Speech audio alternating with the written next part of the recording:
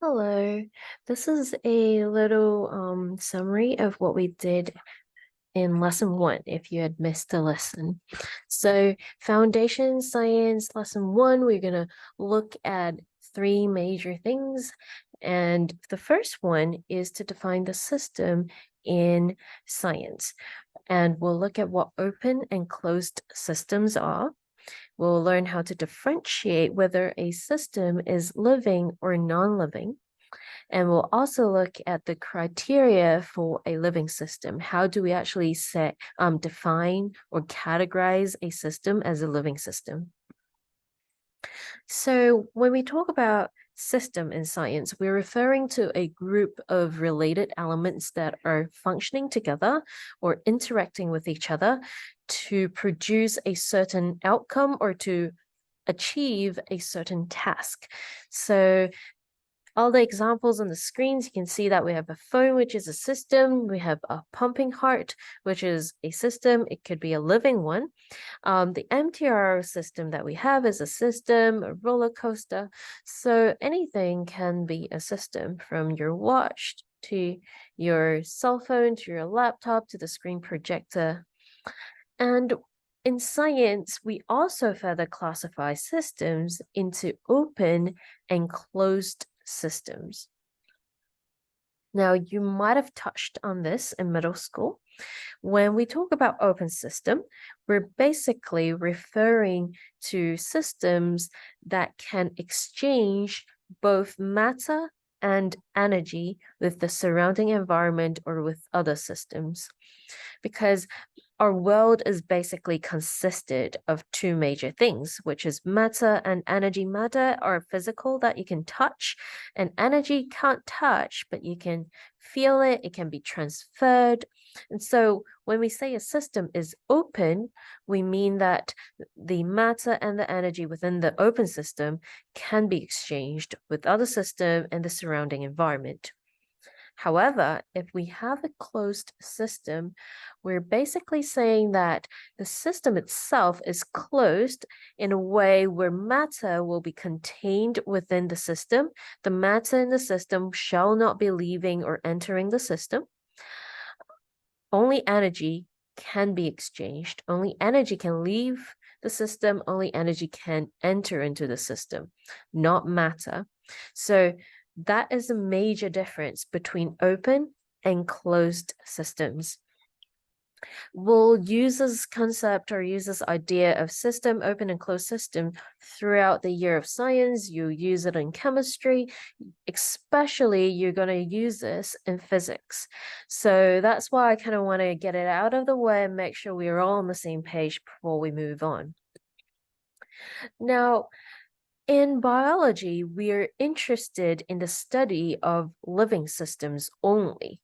We're not going to care about the non-living system. However, it is important that biologists are able to classify if a system is living or not. So living is living, non-living is it was never living, and then dead systems are once living systems, but now they've lost the quality or criteria of living. All right. So have a think about it. If you were a biologist, how are you going to classify a living system? What criteria do you think a living system should be able to do in order for it to be called a living system? So I wanted you to come up with a list, which I believe if you paused the video to do it, you would have done it. So I'm just going to move straight on. So these are the 7 criterias for a system to be living. Number 1, we have movement. So all living things should have movement to some degrees, even microorganisms, plants, and corals. You may think that they're not moving, but they do actually have some sort of movement. You can see that in plants, you can see that in corals. Corals actually do move a little bit. Even if they don't move too much, their sperms and their eggs will travel very far. Respiration is when you are using and releasing gas to make energy. So in humans, we use oxygen And then through cellular respiration, we're going to breathe out carbon dioxide. Plants have a reversed process than us. They take in carbon dioxide, have it interacting with other components inside their cells, and then they release oxygen. Sensitivity. So all living things should have sensory systems that allow them to respond to surrounding environment. Classic examples would be bats using echolocation systems to locate their prey and be able to hunt. Sunflowers and a lot of plants, they're actually photosensitive, so they know where lights are coming from, they know their direction, and therefore they actually has the ability to twist and turn and orientate themselves towards light or away from light, depending on the plant or the animal itself. Growth. Usually when people think about growth, they think about increasing in size or growing taller, but that's not the only form of growth. Growth can also be changing form over time. For example, butterflies, they change form over time. Toads, frogs, they also change form over time. So that's also considered a type of growth. Reproduction. The key to reproduction is being able to produce the next generation that has either exactly the same genetic information as you do, or very similar genetic information with just a tiny bit of variation.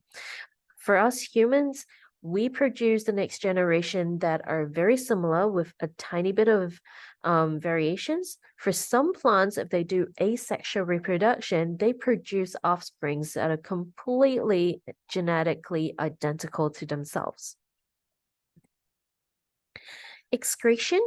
Now, if you'd remember, respiration was one of the process inside a living system, and they have byproducts that are produced, and when they need to remove those waste products, this is excretion. That's just a fancy way of saying pooping and peeing and that kind of stuff. Nutrients. So all living things needs to intake some sort of nutrients for them to, perform their functions. So the need for food or the need to intake things from the surrounding environment or from other system would be nutrient.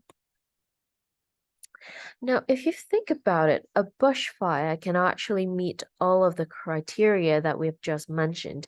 A bushfire can move, it can spread, it will take in carbon dioxide, it will take in oxygen and they release carbon dioxide or carbon monoxide.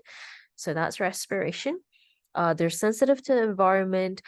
It's not going to be as bad if the air or the ground has moisture in it, but it will spread really quick if it is very dry. It can grow, like the area can spread.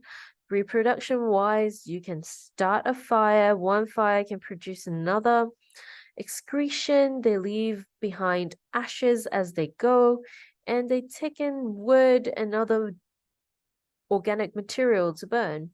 So in that sense, a bushfire performs all the criteria that we have for a living system. However, it is missing one final component, which is called cells. So other than the criterias, the most important one is that living things must have cells. Cells are defined as a component that is encased inside a cell membrane with interacting bits or compartments within it to perform the life functions that we've mentioned before. So without a cell membrane encasing components in it to perform the functions of life, that thing cannot be called living. So here's a activity for you. You would have done it in class if you were in class.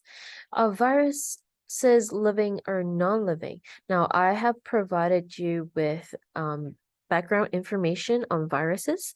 So you would read through it and look for the criteria and I want you to determine whether viruses are living or non-living system, because biologists actually had quite a bit of a hard time determining that at the beginning as well. So I assume that you would have done that and would have come to the conclusion that viruses are actually non-living systems. And there would be two major points that I'm expecting in your justification in your CER. So first of all, viruses don't actually have cells. They have something else that cases in the interacting component, but they use a different material to cell membrane, and it doesn't function like a cell membrane. A cell membrane is more fluid. It allows things to enter or leave the cell membrane with a bit more freedom. So without a cell membrane, it is not a cell, and therefore you cannot say that it's a living system. Also, you'd notice that although viruses are able to produce the next generation, but they are heavily assisted on that. If they did not have a host cell, they would not have been able to reproduce the next generation. All the material that they use for producing the next generation came from the host cell. Okay, so on Schoology, you would see that homework has been posted. It's really short and simple. I have a few more examples that I would like you to think about whether it's a living or non-living system. Now, a chicken's egg, to give you a little bit more information, when eggs are being produced in a farm, the farmers will actually screen them and see whether they've been fertilized or non-fertilized. Any fertilized eggs are able to hatch into an actual chick in the future. And so the farmers will take those out and hatch them and only leave behind the unfertilized ones. And those would be sold, and then you'll find them in your fridge. Frozen brine shrimps, if you're interested, you can look into how brine shrimps work, but they're basically shrimp eggs that are able to be stored away in a freezer for maybe up to 3 or 4 years, and you can put them in water after freezing and they will unfreeze. And if you give it a little bit of salt and oxygen pumping or air circulation system inside the tank, they will hatch into brine shrimps, and you can use them and feed them to the juvenile fish that you have. The fish love brine shrimps.